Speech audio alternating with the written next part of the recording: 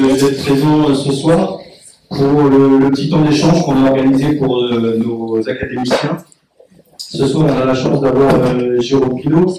Donc, je laisserai tout à l'heure, je le laisserai se présenter. Il sera plus à même que moi de se présenter. Merci aux parents d'être là ce soir, parce que c'est important également d'être là, parce que c'est un moment qu'on organise pour vos enfants. Donc, merci à vous d'avoir fait l'effort d'être présents. Donc, pour les petites explications pour les parents, sachez que ce soir, le petit temps de parole, d'échange est filmé par vos enfants, car dans le cadre de l'atelier cinéma organisé par Creative Maker, en collaboration avec Creative Maker et Monsieur Lounas, du coup, c'est vos enfants qui sont derrière la caméra. Donc, merci à eux, en espérant que les images sont belles. Merci. Là.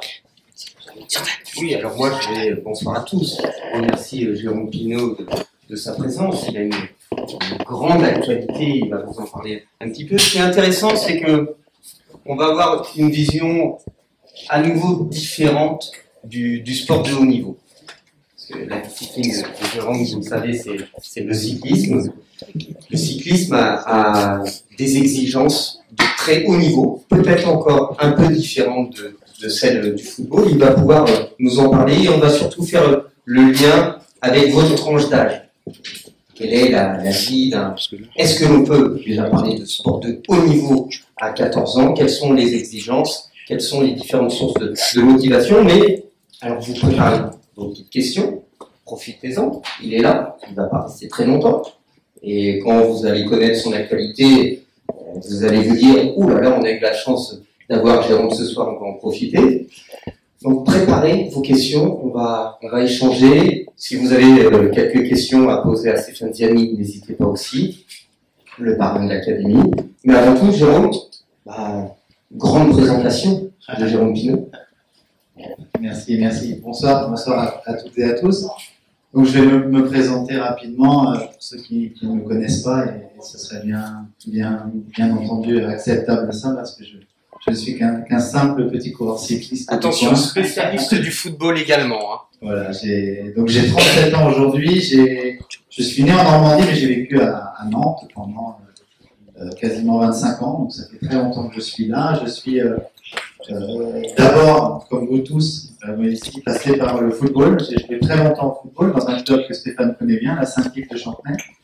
J'ai ensuite intégré le football club de Nantes, et puis je suis reparti pour des raisons familiales, puisque j'ai toujours fait du sport pour me faire plaisir. Je voulais beaucoup parler de plaisir ce soir, parce que c'est l'essence même du sport. Si on va à contre-cœur sur le terrain, c'est pas la peine d'y aller. Donc j'avais intégré ce grand club, le football club de Nantes, puis j'avais pas trouvé mon plaisir. J'avais un coach le mercredi, puis un autre le samedi, puis encore un autre le mardi. Ça me plaisait guère. Je voulais jouer avec mes copains et surtout m'amuser. Et puis je suis surtout issu d'une famille qui est très ancrée dans le cyclisme, dont le cyclisme était quasiment une religion chez nous. Donc à l'âge de 17 ans, puisque mes petits camarades de football de l'époque avaient commencé à aimer plus la piste du samedi soir que le terrain de foot du dimanche matin, j'ai décidé de réussir moi-même et tout seul, et donc de prendre mon vélo et de me dire très vite, puisque à votre âge, je crois, dans les catégories jeunes et à l'école, au collège, vous connaissez tout ça, la petite fiche de rentrée lorsque vos professeurs vous demandent ce dont vous rêvez de faire quand vous serez adulte, que moi je m'étais ni footballeur, ni cycliste, je m'étais sportif professionnel. J'avais pas encore choisi mon sport, mais je voulais réussir dans le sport. Et pourquoi le vélo? Parce que le vélo, c'est difficile. C'est un sport qui est très exigeant. C'est un sport sur lequel je dis souvent à mes jeunes, parce que je crois aussi beaucoup de jeunes dans ce métier, que le vélo c'est un sport où on joue pas. On joue au foot, on joue au basket, on joue au hand, on joue dans la rue, mais on joue pas au vélo. À partir du moment où vous faites, et vous allez faire, et j'espère qu'on pourra mener ce projet à bien tous ensemble, vous allez venir m'accompagner à faire 10 km à vélo, vous allez vite comprendre qu'on joue plus. C'est très difficile, c'est un métier, c'est un sport très difficile, mais on se retrouve face à soi-même. C'est-à-dire qu'on n'a pas besoin de compter sur les autres, et quand bien même l'équipier, puisque c'est un sport à très haut niveau qui se pratique par équipe, quand bien même l'équipier n'a pas envie de faire l'effort, vous êtes quand même vous le maître de votre destin quasiment. Donc moi, à 17 ans, j'ai commencé à faire du cyclisme de bas niveau, du cyclisme amateur. En même temps, je jouais au foot, donc c'était très compliqué puisque là c'est très technique, mais la chaîne musculaire qui travaille pour le vélo, tout ce qui est contrainte due au football, ça marche pas. J'ai très vite très mal aux jambes sur mon vélo, donc j'ai arrêté le vélo, j'ai arrêté le football et j'ai fait que du vélo à l'âge de 18 ans, tout en menant des études. J'ai pas fait de grandes études, mais j'ai mené un bac professionnel puisque mes parents m'avaient demandé jusqu'à l'âge de 19 ans, en tout cas jusqu'au bac, de penser d'abord diplôme avant de faire du vélo, et rien que du vélo pour me lancer dans ma carrière. Je crois que c'est important aussi, c'est que c'était mon premier défi. J'avais, pour certains d'entre vous, un peu comme vous, l'école c'était pas ma tasse de thé, j'avais pas envie d'y aller trop longtemps, donc j'ai d'abord choisi, je dirais, une orientation qui me permettait d'y passer que 4 ans plutôt que 7 si j'avais fait une filière générale. Donc j'ai passé un diplôme dans la menuiserie, j'ai appris un métier et puis mon premier défi, mon premier challenge avec mes parents, ma famille, c'était de se dire t'as ton bac, tu feras ce que tu veux après. Donc j'étais pas trop mauvais quand je m'y mettais un peu, donc j'ai passé mon bac très vite et puis je suis arrivé dans le cyclisme. Le cyclisme, c'est un peu comme pour vous aujourd'hui et pour la formation, Stéphane et Karl peuvent en parler. C'est un sport, pour réussir, il faut penser beaucoup à soi. Et je crois que c'est un peu partout pareil, dans le football aussi. C'est qu'à un moment donné, on a beau être la meilleure équipe de l'Ouest et du coin, on n'ira pas tous chez les professionnels. Tout le monde n'ira pas, on ne prendra pas tous les éléments pour faire une grande équipe. Donc il fallait être le meilleur. Donc c'est ce qui m'a plu dans ce sport et donc j'ai intégré moi ce qui est un peu le football club de Nantes en région dans le cyclisme, le Vendée Pays de la Loire, c'est un centre de formation, une équipe réserve d'une équipe professionnelle. Donc j'y suis entré à l'âge de 19 ans et à 22 ans, j'ai eu mon premier contrat pro. J'ai fait mon premier Tour de France à 22 ans, la première année.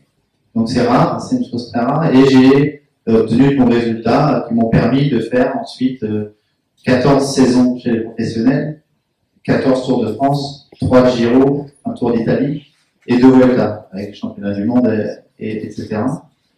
Et au bout de ces 14 années-là, il est venu pour moi le temps de me dire, il n'y a pas longtemps, il y a 2 ans maintenant, de me dire, écoute, tu n'as plus le niveau, tu n'as plus envie d'aller à l'entraînement, parce que je vous reparlerai un peu tout à l'heure des valeurs, de la force que c'est, de la volonté qu'on doit avoir pour aller s'entraîner tous les jours. Et au bout de 15 ans, j'avais plus envie de ça, et donc j'ai repris mes études, où j'ai repris un cursus scolaire. Je suis rentré à l'université, au Centre de droit et d'économie du sport de Limoges, qui est une école qui est réservée aux sportifs de haut niveau ayant fait carrière, et qui surtout permet à des garçons comme moi, comme vous serez quand vous serez après une carrière, si vous en faites une, je l'espère, de se réinsérer dans la vie normale, puisqu'on est quand même dans une vie un peu parallèle quand on est sportif de haut niveau, et pas forcément grâce à son diplôme. On est accepté dans cette université, ce qui est rare, sans un diplôme minimum. Donc j'ai intégré une école universitaire. Aujourd'hui, depuis hier, j'ai un diplôme master sans avoir passé un bac général et fait des études supérieures. Cette idée d'aller à l'université, pourquoi? Parce que, comme le disait Karl, je suis très occupé en ce moment, puisque j'ai mené un projet après ma carrière. C'était en parallèle de mes activités de consultant, parce que j'étais consultant pour la chaîne L'équipe et RMC pour le cyclisme. J'ai mené ce projet de monter ma propre structure. Avec l'ambition d'avoir une équipe professionnelle dès 2018, d'avoir un budget nécessaire pour pouvoir participer aux plus grandes courses au monde, et notamment le Tour de France. J'ai la chance d'avoir croisé dans ma vie un jour un monsieur qui m'a dit nous on prend ton projet, on prend l'avenir du cyclisme, on prend en toi ce que tu représentes et ce que représente ton projet, l'innovation, le droit à la jeunesse, le côté social, le côté développement autour du cyclisme, parce que le cyclisme n'est pas un sport de riches, le cyclisme n'est pas un sport de has-been, c'est un sport moderne, c'est un sport de vitesse. Et donc lui, il a cru en ça. Aujourd'hui, effectivement, je passe beaucoup de temps sur les routes et dans mon bureau, puisqu'on a enfin signé le partenariat avec 2 gros sponsors qui vont nous permettre, dès 2018, d'être au départ de la saison de cyclisme. On va commencer la saison aux Émirats Arabes Unis, et puis on espère participer au Tour de France. Donc, pour vous faire très court, j'ai été depuis le mois de juillet occupé à signer des contrats de partenaires et monter une société, puisque ça commence par là, et j'ai donc embauché 40 personnes. Donc c'est beaucoup de temps à passer avec les gens, mais c'est très enrichissant pour moi personnellement, mais aussi pour mes collaborateurs, parce que c'est une équipe, quoi. On travaille vraiment en équipe. J'ai la chance de travailler avec mon frère, qui est aussi une personne qui n'a pas de diplôme, qui a un BEP CAP qu'il a passé à 18 ans, donc il a pris son temps pour le passer. Mais aujourd'hui, il est mon second et il a un poste très important, celui de la direction des partenaires et des relations avec les entreprises. Donc voilà, pour vous dire qu'on peut arriver à tout lorsqu'on s'en donne les moyens. J'étais petit, jeune comme vous, je savais pas trop ce que je voulais faire, mais il n'y avait qu'une chose que je savais et ce que je voulais surtout, c'est que quand j'étais à l'école, j'avais juste envie de faire ce que j'avais envie de faire. Pas ce qu'on allait me faire faire moi, mais ce que moi j'avais décidé de faire. Et pour ça, il faut se donner les moyens. Je me suis donné les moyens. Je me suis un peu réorienté dans le sport, puisque au départ, j'étais plutôt arrivé d'être à la place de Stéphane et de Karl, mais finalement, j'ai pris un vélo et ça a beaucoup mieux marché. Mais voilà, tout ça pour vous dire dans cette présentation que l'idée générale de ce que moi je me suis dit, c'est que on est tous pareils à la base. On est tous deux bras, deux jambes, une tête. Il y a une chose qu'on a tous en commun, c'est le rêve. Et je pense, en tout cas, c'est ce qui m'est arrivé, et je pense que on est tous pareils aujourd'hui. Si on s'en donne les moyens, si on en a envie, on peut réussir dans la vie, que ce soit dans le sport, que ce soit dans les études, dans la vie sociale, et surtout vous dire quelque chose, c'est que il n'y a pas de niveau requis. Il n'y a pas de niveau requis, et c'est pas parce que vous avez le diplôme, alors les parents peut-être vont me sauter à la gorge en disant nous on leur dit qu'il faut avoir le diplôme. Je suis pas vraiment sûr de ça. Je pense que si moi j'avais suivi un cursus scolaire normal et si j'avais dit bah voilà j'ai un BEP, CAP, un bac pro dans la menuiserie, donc je vais être menuisier. Ben non, ça marche pas comme ça. Heureusement, parce que sinon on aurait quelques potentiels champions qui seraient passés à côté des recruteurs. Non, donnez-vous votre chance, donnez-vous les moyens de réussir, mais n'oubliez surtout pas, et c'est ça que je voulais dire surtout, c'est qu'à la base, on apprend tout à l'école. On apprend à respecter les autres, à écouter, puis on apprend surtout ce qu'on va pas envie de faire plus tard.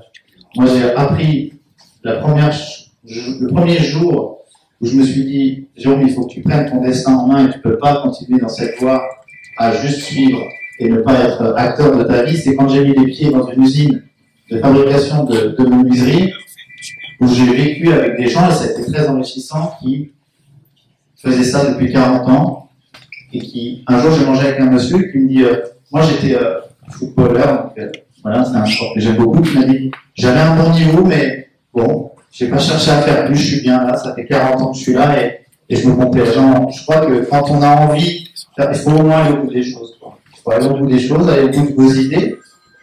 Des fois, c'est un peu difficile à entendre pour les parents, parce que quand on a 14 ans ou 15 ans et qu'on dit à son père, écoute, laisse-moi passer ce diplôme et après laisse-moi faire ce que j'ai envie de faire, c'est compliqué à comprendre, mais moi, mon père était très scolaire, il voulait que je réussisse à l'école, et il a compris que c'était aller à l'encontre de mon idée, donc il m'a laissé faire. Je crois que l'idée générale de ce que je voulais vous dire, c'est celle-là, c'est vivez votre vie, vous n'avez pas moins ou plus de chance que les autres, c'est juste vous donner les moyens en respectant les gens qui vous accompagnent et en respectant les codes à l'école, parce que l'école, forcément, vous aide à vous cadrer. Et si vous sortez de cette éducation faite par vos professeurs et par vos éducateurs, on manque de respect, et quand on manque de respect, on n'y arrive pas. Voilà. Merci énormément, Jérôme. Évidemment, on applaudit. Alors, je crois qu'il y a déjà plein de questions. Alors, pour faciliter la tâche, je sais que la prise de parole est compliquée, je vais revenir vers vous. Il y a déjà une première question pour Jérôme Pinault de Stéphane Diani. Stéphane Diani, vous pouvez vous.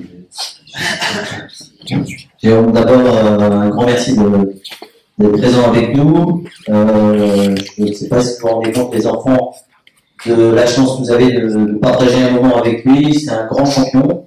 Avec beaucoup d'humilité, il s'est présenté, mais et vous imaginez pas, et c'est vraiment une chance et une opportunité pour nous de vivre un petit moment avec lui. Donc d'abord, je voudrais vraiment sincèrement le remercier d'avoir pris le temps de partager ce moment avec nous. Après, la question, souvent, quand on voit les grands champions, surtout après leur carrière, on se dit, tiens, pour eux, ça a été un parcours linéaire, où quelque part, il n'y a jamais eu d'embûche, de moment de doute.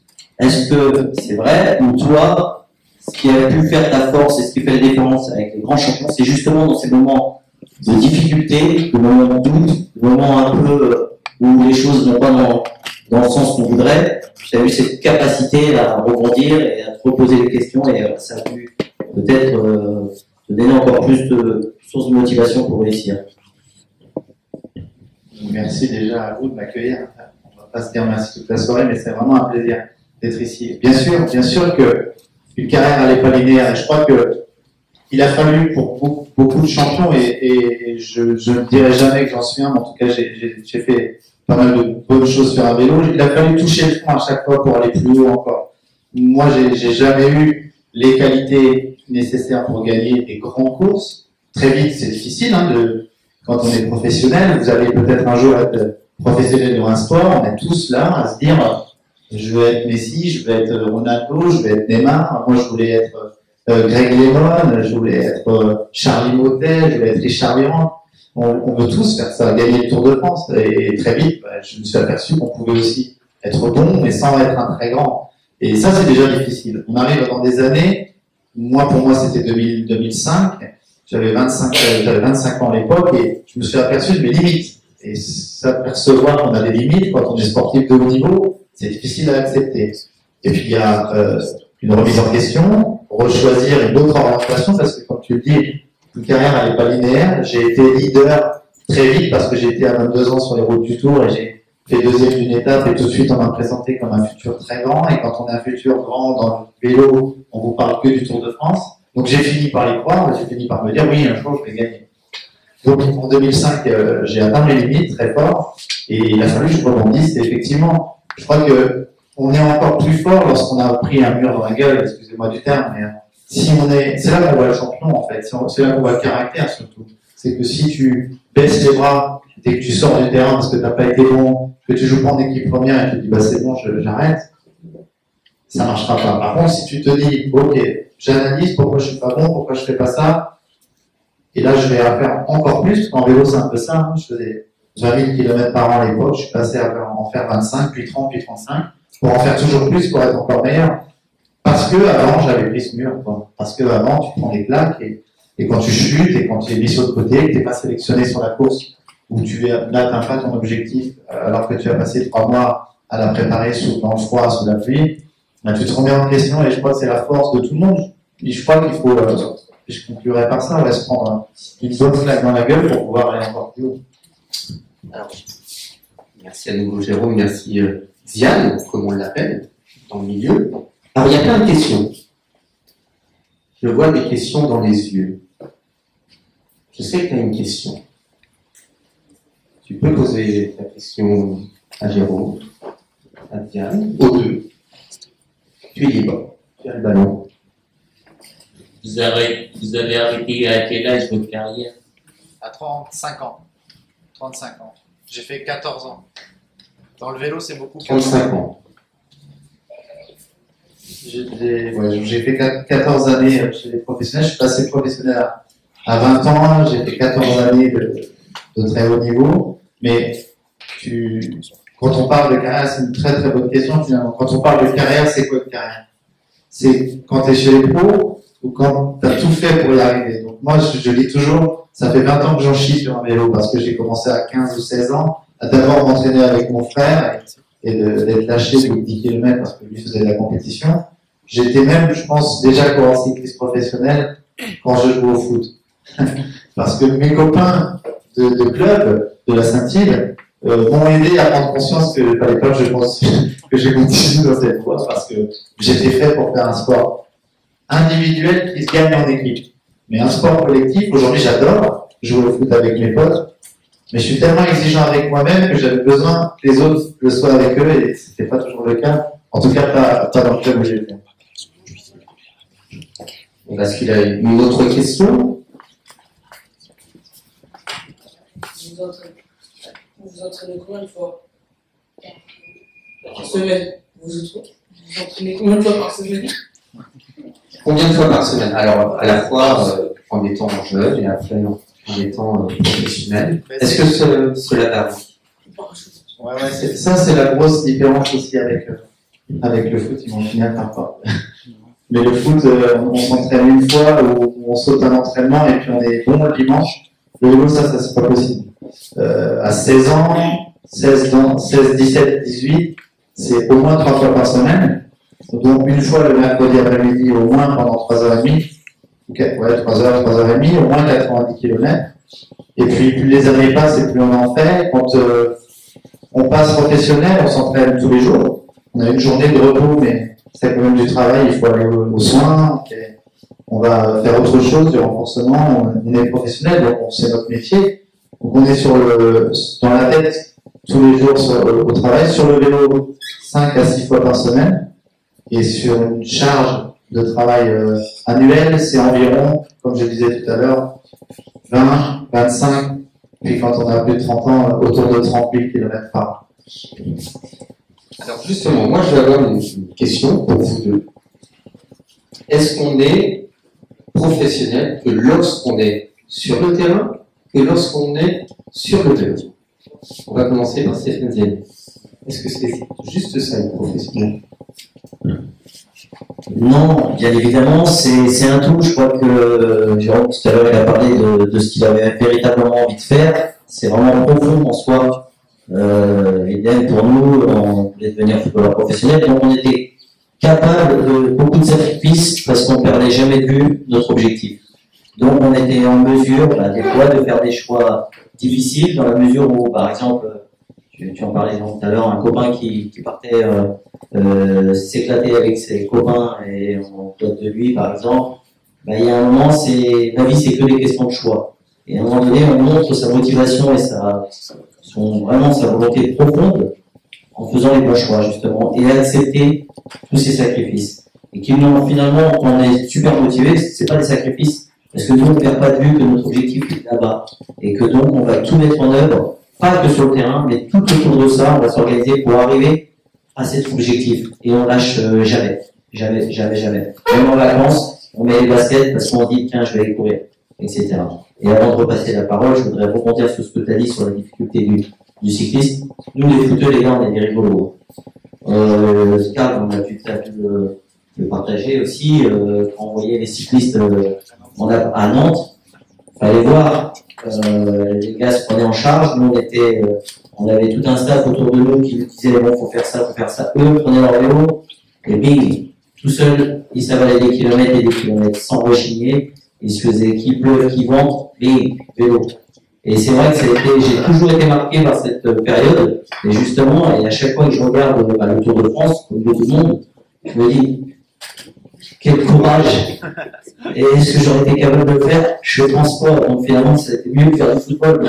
Mais c'est pour ça, si c'est une invitation qui tient toujours le coup, les gars, ça serait super sympa de se faire une sortie vélo, vous allez comprendre ce que je veux dire. Et qu'à un moment donné, même quand on a mal, le mec devant toi, et pour des compétiteurs comme Jérôme, il faut repasser devant. Et là, je peux vous dire que mentalement, c'est un exercice de tous les jours, d'être capable de se confronter à ça, à la difficulté d'avoir mal, etc. Le cycliste, c'est vraiment une très bonne chose. Je peux qu'affirmer ce que tu dis. C'est clair, c'est un métier qui est difficile, c'est un sport qui est difficile, mais pour revenir sur la question de Carl, c'est ça, être professionnel, c'est tous les jours. C'est pas que quand on a mis le short ou quand on a mis le plissard pour ma part. Je dirais même que ça va plus loin que ça. C'est-à-dire que si vous voulez un jour réussir dans ce sport, dans le sport en général, mais dans le football, je vois, moi, j'ai un peu maintenant l'autorisation de le faire. Parfois, il m'arrive de voir des garçons, après les matchs, dans certains endroits, plutôt réservés à la nuit nantaise ou à la nuit parisienne, parce que je suis entre les deux en ce moment. Je me dis, c'est pas possible, ce garçon n'arrivera pas à passer les caps qu'il s'est fixés.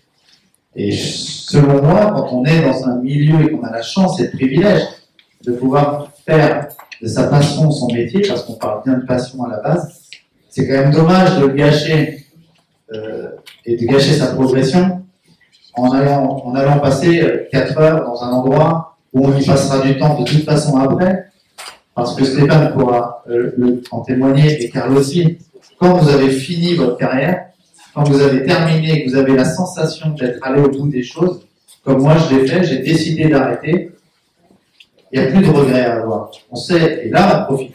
Là on profite, on fait des barbecues, on fait des soirées avec les copains, on peut boire un verre, c'est pas un souci. Mais pendant ma période, pendant ma carrière, je dis pas que j'ai été un moine et que je suis resté à la maison tous les soirs, mais j'avais toujours ce remords de me dire, est-ce que mon adversaire il fait la même chose que moi? Je me suis toujours posé la question, et aujourd'hui, mon leader qui s'appelle Brian Pocard, qui est un jeune d'ici, né à Savenay, qui vit à Nantes, quand il fait un peu trop d'excès, je lui dis, tu crois que Cavendish, tu crois que Sagan, qui sont des très grands coureurs, font la même chose? Alors il me dit, tu m'agaces avec ça, mais c'est toujours ça qu'il faut vous dire. Qu'est-ce que fait mon adversaire? Qu'est-ce que fait le voisin qui lui aussi veut faire une carrière? Et en général, quand vous le dites avant de partir, faites demi-tour et puis vous allez vous coucher. Parce que le vélo, c'est aussi ça la différence avec le foot, c'est que le lendemain d'une soirée, le lendemain d'une sortie, même qu'elle est pas très tard et pas très arrosée, sur le vélo, ça, c'est vous payez cash, vous payez caché. J'ai un de mes meilleurs amis qui a joué et qui joue toujours à très haut niveau, qui s'appelle Jérémy Touladan. Et moi, en période hivernale, j'ai passé des soirées avec Jérémy. Et Jérémy passait la soirée avec nous, des fois un peu trop. Et le lendemain, il allait à l'entraînement. Et moi, je devais aller m'entraîner. Ben, il y a bien des fois, je peux vous dire que moi, j'ai pas pu y aller, ou j'ai pas fait la séance qui était prévue, et Jérémy a fait l'entraînement. Parce que c'est pas la même exigence. Au vélo, vous êtes un peu comme à la récupération sur un terrain. C'est pas le copain qui fait l'effort, c'est vous. Et quand vous êtes tout seul et que ça avance plus, ben, vous rentrez à la maison, vous raccrochez le vélo et vous dites, la prochaine fois, je vais peut-être rentrer me coucher plus tôt. Alors, pour revenir sur le job de footballeur, ce qu'il faut vraiment avoir en tête à la fois les jeunes, les parents, c'est que être professionnel de football, c'est pas 1h30 sur le terrain le week-end, c'est pas 2 heures d'entraînement par jour. C'est un travail en non-stop. Il n'y a pas de 35 heures comme les métiers classiques. C'est tous les jours, toutes les minutes, toutes les heures. C'est un travail de long, ce que le grand public ne voit pas. Mais ce sont énormément de sacrifices. Je vais vous dire quelque chose peut-être d'incroyable. Pour un sportif de haut niveau, se reposer, ça fait partie du métier. Ça paraît aberrant comme ça. Se reposer, le repos, le soin, fait partie intégrante d'un emploi du temps. On est d'accord, Jean-Michel? Bien sûr, ça fait partie, comme la diététique, fait partie de la réussite. Je me souviens plus du nom de joueur, on ne citera pas, mais il y a quelques années, avoir été à la Beaujoire, en plein hiver, voir un match, à la sortie du match, un jeune, je ne sais plus, il a fait une petite carrière après, mais ça n'a pas duré longtemps, et pas étonnant, de le croiser au McDo, quoi. Vous n'allez pas croiser un coureur cycliste après sa course au McDo, c'est pas possible. C'est-à-dire que c'est l'hygiène de vie, c'est rentrer se coucher, bien manger, bien se reposer, faire écouter son corps. C'est là la réussite d'un sportif de haut niveau. Le sportif de haut niveau, son corps, c'est sa boutique. S'il n'en prend pas soin, il va être blessé, il va pas faire la carrière qu'il avait. Voilà. Il y a des moments, vous savez, on dit toujours, oui, j'entends beaucoup de jeunes, alors ça peut arriver en ayant une bonne vie, mais dans le foot et dans le vélo, oui, je suis pas passé pro parce que l'année où j'étais prêt à le faire, j'ai été blessé. L'année où j'étais prêt à le faire, j'ai pas eu les résultats. Il m'a manqué un petit truc parce qu'à cette période-là, j'avais une tendinite. Ouais, mais pourquoi la tendinite? Pourquoi la blessure? Pourquoi la fatigue? Parce qu'avant, on n'a pas fait ce qu'il fallait en général. Et Karl, il peut en témoigner, et Stéphane aussi. Vous savez, il y a l'un des plus grands joueurs du monde, si ce n'est le meilleur actuellement. On le chambre beaucoup par sa coiffure, le fait d'être sans arrêt sur les réseaux sociaux, ça s'appelle Ronaldo. Et Cristiano Ronaldo est un des joueurs qui travaille le plus à l'entraînement et après qui a le meilleur hygiène de vie, c'est OK avec l'argent qu'il a, mais il travaille avec un diététicien qui va faire des soins, qui va au massage. Voilà. La réussite, elle passe par là. Elle passe par là, elle passe par, comme on disait au tout début de l'intervention, c'est des sacrifices, c'est savoir ce que vous avez envie de faire. C'est-à-dire un bon joueur ou un grand joueur. Déjà, un bon joueur, c'est difficile. Et un grand joueur, ça demande encore plus de sacrifices. On n'arrive jamais, rien que grâce au talent, ça n'existe pas nulle part. Jérémy, une question. J'ai une petite question sur les sources de motivation quand on est effectivement sportif professionnel. Alors certes, on a la passion, mais à un moment donné, on se retrouve tout seul, entre autres le cyclisme. Comment tu peux, en période d'hiver, bouffer des bornes tout seul sur ton vélo, alors que la route elle est givrée, et comment tu peux te dire effectivement, qu'est-ce que je fais là, quoi. Comment te dire, voilà, te remotiver et te dire même si j'aime pas, il faut que je le fasse parce que il faut que derrière je prépare ma saison estivale.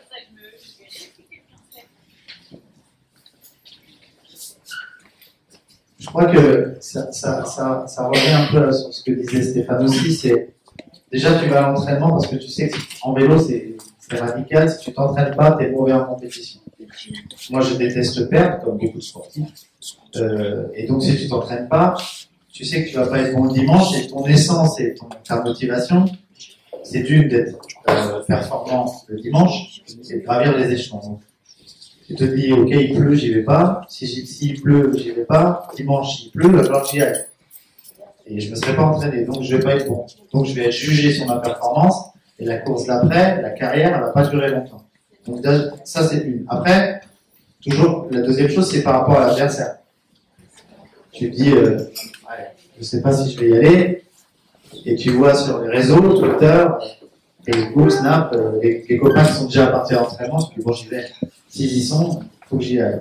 Et la troisième, c'est un peu du masochisme, le vélo. Tu sais, c'est bien.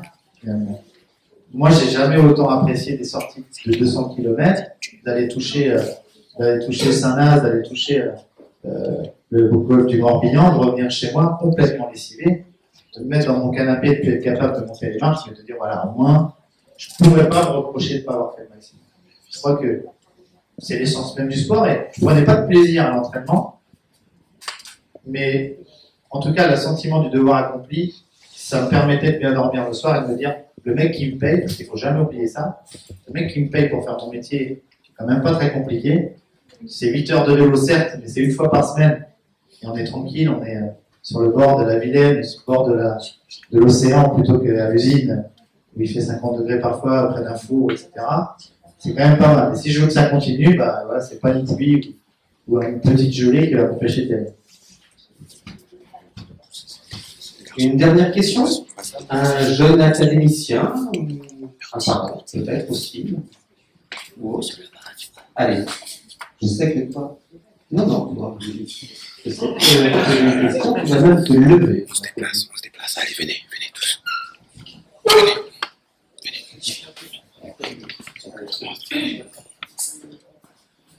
Tu n'as pas de questions? Si. Sur la scolarité, j'en suis sûr. Tu es en quelle classe? Oui. Est-ce que tu trouves que c'est difficile d'associer l'école et le football? Qu'est-ce que tu préfères, l'école ou le football? Le football. Et l'école, on met de côté? Non.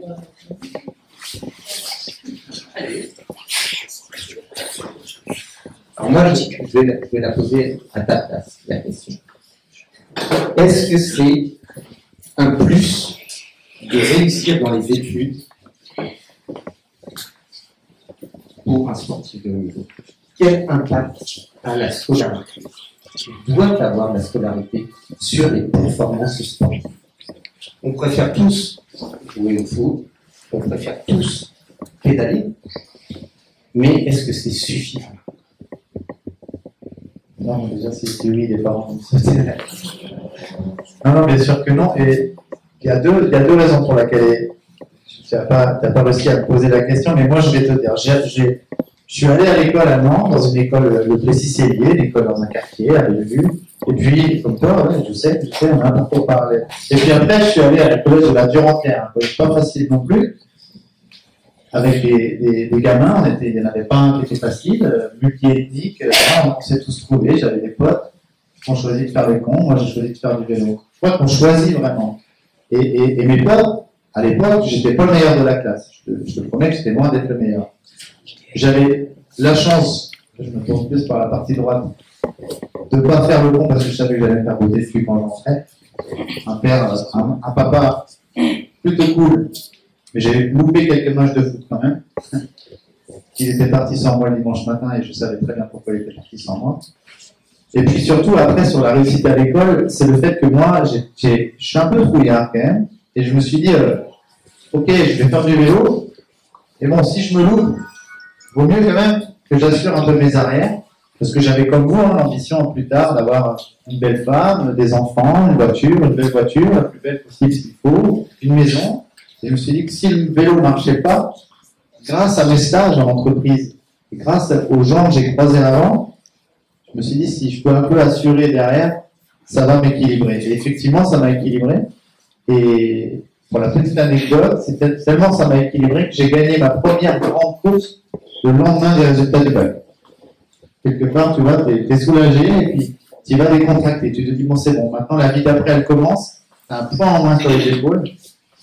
Et tu sais que voilà, si tu te loupes, au moins tu as ça. C'est une base, hein, j'ai pas un diplôme d'ingénieur, mais j'avais ce diplôme, c'était en plus d'avoir réussi ce premier défi, montrer à papa, maman, j'ai dit, ok, je vais jusque là, après tu me laisses faire. J'y étais allé, je suis content, le point en main sur les épaules et ça marche tout de suite derrière. Et la troisième chose sur l'éducation, ça t'apprend, voilà, quand je dis moi je rentre à la maison, je prenais des coups de pied au cul, il y a des parents qui ne sont pas forcément présents, il y a des parents qui n'ont pas le temps, il y a des parents qui sont très occupés avec leur travail, à assumer ce que c'est que d'avoir un enfant qui est à l'école et des enfants. Moi j'ai eu la chance aussi d'être très cadré par mes enseignants, j'avais appris le respect, je pense qu'on l'apprend dans les quartiers, hein, le respect, hein, j'étais comme vous, hein, j'ai passé pas mal de temps aussi à jouer dans la rue. Les grands frères, les frères et sœurs, les copains des copains, et puis les professeurs. Les professeurs qui, moi je vous dis, j'ai toujours été un peu trouillard, et je suis jamais allé jusqu'au bout des conneries parce que j'avais un peu cette peur-là, et puis finalement ça m'a appris à respecter ces gens-là, et puis aujourd'hui je les recroise, et j'ai un professeur qui vient me voir qui est venu me voir sur beaucoup de courses, qui m'a dit j'aurais jamais cru que tu aurais réussi. Parce que j'étais trop dissipé, trop pas discipliné. Et pourtant, voilà, mais je dis, mais c'est vous qui m'avez appris ça, parce que, à force de me le répéter et de me dire que j'ai réussirai pas, bah, voilà, ça m'a motivé. J'ai dit, ok, je vais vous montrer si je veux pas réussir. J'estime avoir gagné mon pari là-dessus. Par rapport à la scolarité, moi, maintenant qui suis entraîneur, on a remarqué qu'il y avait vraiment un parallèle entre ceux qui dysfonctionnaient à l'école et ceux qui dysfonctionnaient sur le terrain. Ce que je veux dire par là, c'est que même si on a ce deux mondes différents, mais finalement ça se rapproche tellement. Je veux dire, d'abord on va à l'école, on nous donne des informations et il faut résoudre les problèmes, comme sur le terrain. Sur le terrain, à l'entraînement, on met une problématique que vous devez régler. Ensuite, il y a cette capacité à prendre l'information, ça c'est sûr, et voir aussi au-delà des résultats qui sont ce qu'ils sont, mais c'est surtout l'investissement personnel que peuvent mettre les enfants dans l'école. C'est au-delà du résultat, c'est la façon dont il se tient, la façon qui se donne les moyens. Même s'il est en difficulté, constamment il est dans la recherche, il essaye de comprendre. Et comme par hasard, on retrouve sur le terrain des gamins qui cherchent à comprendre. Ils sont en difficulté, mais ils essayent de chercher des solutions, etc., etc. Et on voit à l'inverse des gamins qui lâchent complètement à l'école, qui lâchent complètement sur le terrain. Dès que c'est un peu dur, ils n'existent plus. Dès qu'on leur pose une problématique, ils ne comprennent plus, etc.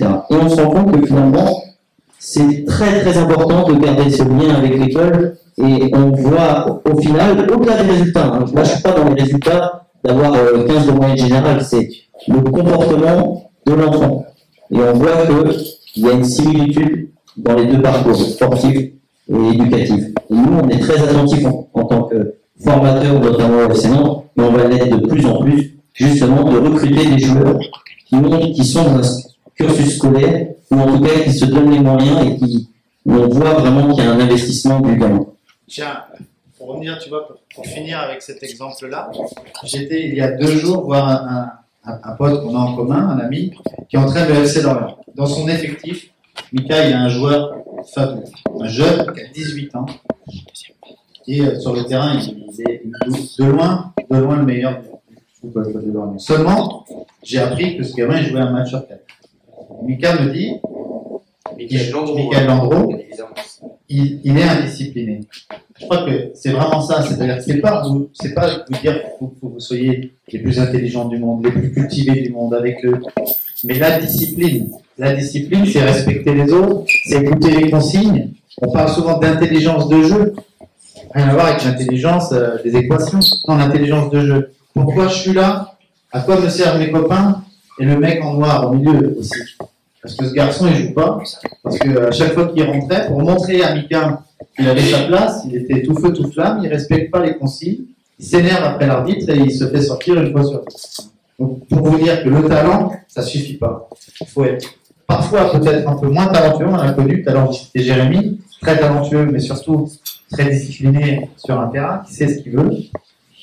Le talent, et tout à l'heure on le disait déjà, ça suffit pas, il faut aussi que l'école vous apporte ça. Même si le cours de maths vous fait chier, il m'en a fait chier un paquet, il va vous servir, ce cours de maths. Le cours de français, le cours d'histoire géo, il y a des cours, la biologie, je ne sais pas si on prend encore la biologie, mais tous ces cours-là, tout ça vous servira toujours. La discipline, rester dans un espèce de cadre, en gardant la personnalité que vous avez, parce que c'est important, ça fait votre personnalité et votre richesse. Mais si vous voulez réussir dans le sport, et dans tout, hein, moi, si j'étais pas discipliné aujourd'hui, avec l'emploi que j'ai et d'organiser une équipe comme ça m'aurait pété dans les mains. C'est pas possible. Sans discipline, on n'arrive nulle part. Et encore plus dans le sport et encore plus dans le football. Juste une phrase aussi que je répète souvent aux jeunes que j'entraîne, et c'est parce que c'est tellement vrai. Un grand champion, il a la capacité à faire des choses qu'il n'a pas envie de faire. Ce que je veux dire, tout le temps, dans une journée, il y a plein de choses qu'on n'a pas envie de faire. Et on se rend compte avec l'expérience, et j'espère que vous gagnerez du temps, on se rend compte que ce qui nous apporte le plus finalement, c'est ce qui nous emmerde le plus à faire. Et donc, le grand champion, il a cette capacité, lui, de dire, je vais te le dire encore, ça m'emmerde de le faire, mais moi, je vais le faire quand même, parce que mon objectif, je sais que si j'ai pas envie de le faire, c'est que c'est dur, c'est que finalement, j'en ai vraiment besoin. Et donc, il a cette capacité constante à toujours faire des choses qui l'emmerdent par rapport à une personne lambda qui réussira pas. Merci Stéphane, merci Jérôme, on va pouvoir les applaudir.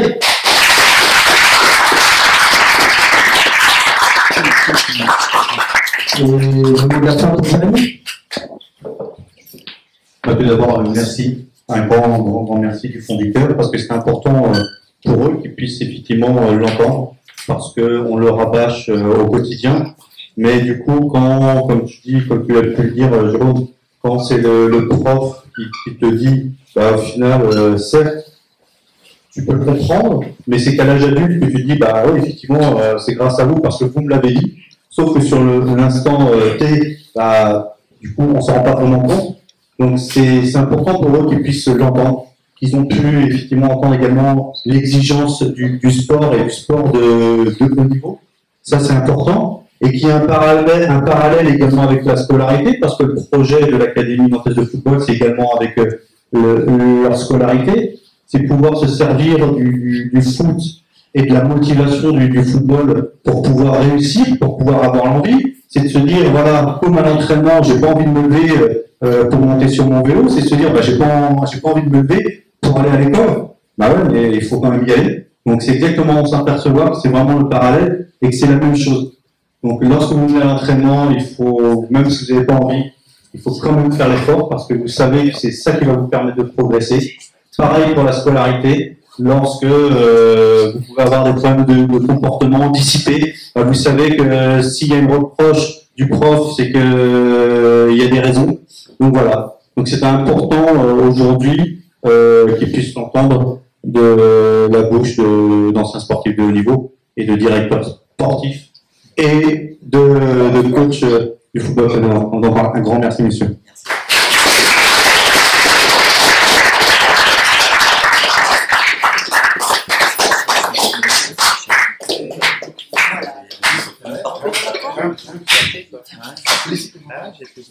Également, oui. Félicitations aux garçons, même si certains sont malgré tout dissipés par moment. Bravo, parce que du point de vue technique, c'est important ce soir que vous puissiez mettre en œuvre ce que vous avez appris lors des ateliers. Donc, bravo à vous. On attend de voir les images et le montage, voir si c'est vraiment sympa. Donc, et je vous invite à prendre un petit verre de l'amitié. Et oui, et à regarder le foot d'aujourd'hui, ce soir, puisque un des conseillers, donc Karl, et encore merci à Karl d'avoir animé ce soir, était à la réunion, à l'émission de ce soir, et il nous a fait un petit clin d'œil, donc regardez l'émission de ce soir. Et donc on se retrouve à prendre un petit verre ensemble.